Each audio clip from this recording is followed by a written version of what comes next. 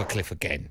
Let's hear from the Arsenal gaffer, Mikel Arteta. He spoke to talkSPORT following Arsenal's 2-0 embarrassment at home to West Ham last night. He said the game was lost in both boxes. Very disappointing to lose the game the way we've done it. It was down to the boxes. We didn't defend well enough the two situations that we had to defend. That's all they had. And I think we generated 30 shots and I don't know how many touches in the box. They just mentioned is a record in the Premier League since 10, 15 years ago. So that tells you what the team is about and how much we tried and how much we wanted it. But the ball has to end up in the back of the net and we weren't good enough to do that today. It is a record. 72 touches in the opponent's box without a goal is a Premier League record. And when he says that tells you what it's all about, right? Well, I don't know what that tells you. It tells you can't score a goal for Toffee. Yeah. I mean, 77 touches, as you said. 77? Okay. 77 touches in the West Ham box is the most since 2009 without scoring a goal is... embarrassing. It's crazy, but... You need a goal scorer. We've said it before. We do, but it's not even so much you need a goal scorer because I think if the front three were not even front three. Yeah, front three were chipping in and Odegaard, who was incredible last season, then it wouldn't be as much of a problem. I mean, you look at, and you know what's funny is that Saka, for instance, a lot of people talk about Saka and we'll probably speak about him. They're talking about his form this season. At the same stage last season, he's only scored this season 1 goal less than last season.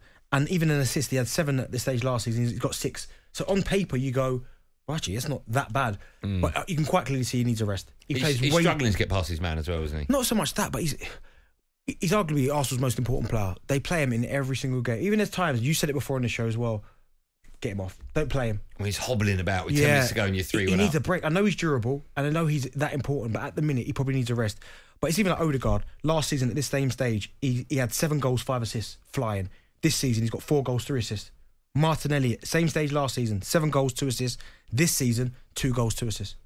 And even as a club, 19 games last season played, 16 wins, 2 draws, 1 defeat. This season, 19 games played, 12 wins, 4 draws, 3 defeats. You're 7 points worse off this season. 7 points worse off. We just, even like, again, Odegaard, Martinelli, Saka. Last season, 20 goals at this stage, 14 assists, 11 goals, 11 assists this year. There's a drop-off. Yeah, Arsenal fans will be quick to say, well, look at the league table. We're only 2 points off Liverpool, 19 games played. So why the panic? Is there a panic?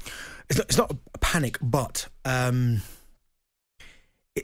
performances of Arsenal this season, I won't say are alarming because they're second, so you go, what, you winding me up. But when you look at Arsenal last season and you look at Arsenal this season, there's a difference. You can quite clearly see last season there was a pop, there was a spark. Every game at the Emirates was flying around. It was almost like a party atmosphere at the Emirates. Obviously, at the end, weren't good enough. This season, at times, it's been, same atmosphere, but there have been occasions where it's a little bit flat. Arsenal haven't quite come out the traps. And last night was a prime example. After 10 minutes, I went, I know how this game's going to go. I said, Arsenal ain't going to score in this game. But the main thing is, we don't lose. I didn't see a situation where Arsenal lost. I thought if they draw, it's still a bad result, but they can't lose. To get beat 2-0, and it could have been 3 if it weren't for David Raya's save. Poor. What's also nuts as well, again, you're only 2 points off Liverpool, but if results go against you at the weekend, if Villa and Man City both win by the right amount of goals, you could go from 2nd to 4th.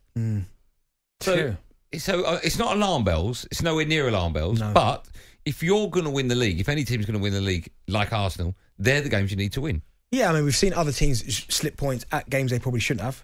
For instance, I know Liverpool didn't lose, but getting a point at Luton.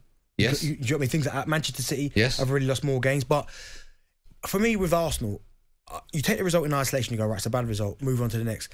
I always worry about the knock-on effect it has moving forward. Psychologically, will Arsenal players be thinking, I hope it doesn't happen again? Do you know what I mean? Because I've been in teams before where first half of seasons, we're flying, and then you start to lose games second half, and the conversation in the dressing room is like, oh, remember this happened to us last year. Like, you don't want that to set in, that kind of anxiety to set in Arsenal going forward. So, but bad result last night. But again, fair play to West Ham. Okay. talkSPORT Drive. Super opinionated sporting debate. Monday to Friday afternoon from 4 on AM, on DAB, via the talkSPORT app and on your smart speaker. talkSPORT.